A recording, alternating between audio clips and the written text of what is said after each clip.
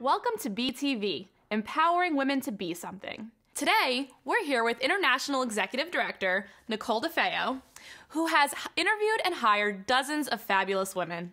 We often get questions from recent grads asking how they can really maximize their resume with what they have done in their chapter.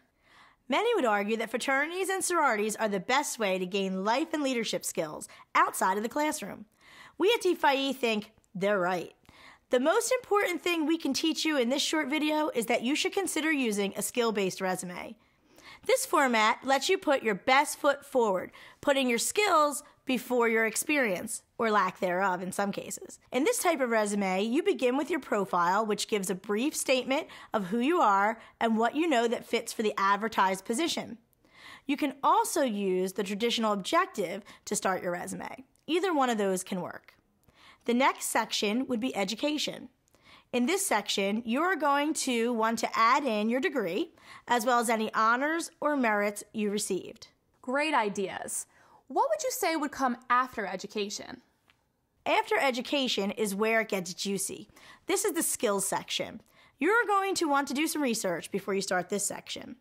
This is the meat of the resume, and this strategy will take you a long way. Read all you can about the job that is posted. Google like positions and see what the jargon is. What are they saying? For example, if I'm applying for a job in fundraising, I'm going to see the word development mentioned several times. It is a word that is used in this sector in a way that is different from the way it is used by the higher education sector or really in everyday chat. I'm going to want to use that word in my skills section in some way.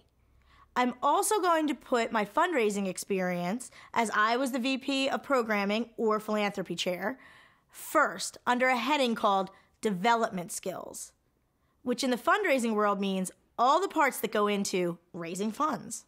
Following that section, you will highlight all skills you have acquired during your lifetime, whether you were paid for that job or not. You will list your experience. This section is for the actual jobs you have held. Internships count here too, so make sure you put them in.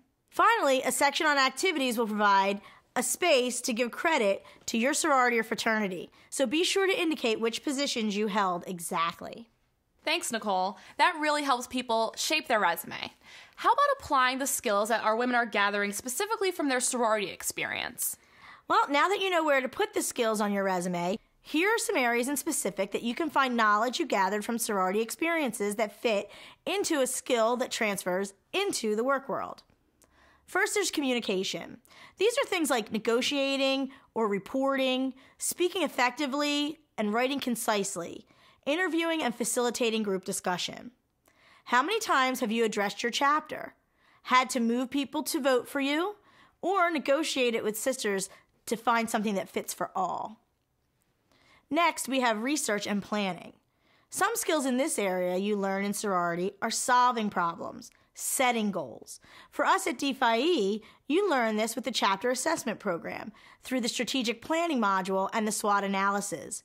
These set goals for the entire chapter for the year. On to another area. Let's talk about human relations. Some examples of this include listening, delegating with respect, motivating, and sharing credit. If you're a general member, you most likely have acquired some skills in this area. The next area to talk about is organization, management, and leadership. This is a good one.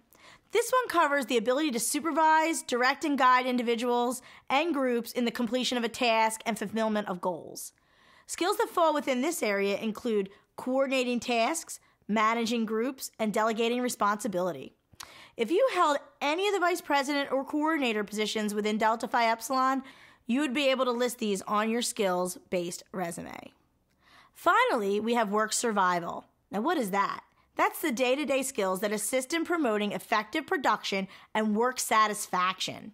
Included here is being punctual, managing your time, and attending to those details. Any general member, again, could use these skills for their resume.